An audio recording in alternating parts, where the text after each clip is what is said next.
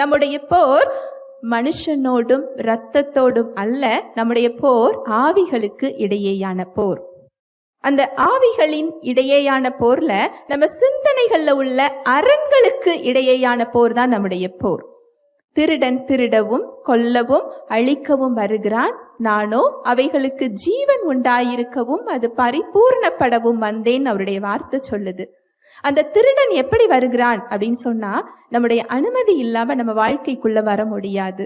அவன் சொல்லுகின்ற பொய்களை நாம் ஏற்றுக்கொள்ளும் போது, சத்தியத்திற்கு எதிரான வார்த்தைகளை நாம் நம்பும் பொழுது அங்கு அவனுக்கு நம்ம என்ன செய்கிறோம்? அனுமதி கொடுக்கிறோம்.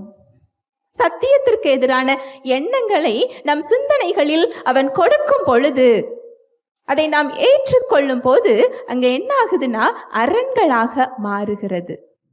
எப்படி ஒரு கட்டடம் ஒவ்வொரு செங்கலாக கட்டப்படுகிறதோ அதுபோல அந்த பொய்யை நாம் ஏற்றுக்கொள்ள அதற்கு அனுமதி கொடுக்க கொடுக்க சிந்தனைகளில் அது அரண்களாக என்ன செய்கிறது? உருமாறுகிறது. இந்த அரண்கள் தேவனுடைய வல்லமையை நம் வாழ்வில் தடுக்கிறது. இந்த அரண்களை நிர்மூலமாக்குகிறதற்கு நமக்கு என்ன கொடுக்கப்பட்டிருக்கு அப்படின்னா, இயேசு என்கின்ற நாமம் கொடுக்கப்பட்டிருக்கு. தேவ வல்லமை நிறைந்த அவருடைய வார்த்தைகள் கொடுக்கப்பட்டிருக்கு. ஹல்லேலூயா, பிரைஸ் தி லார்ட்.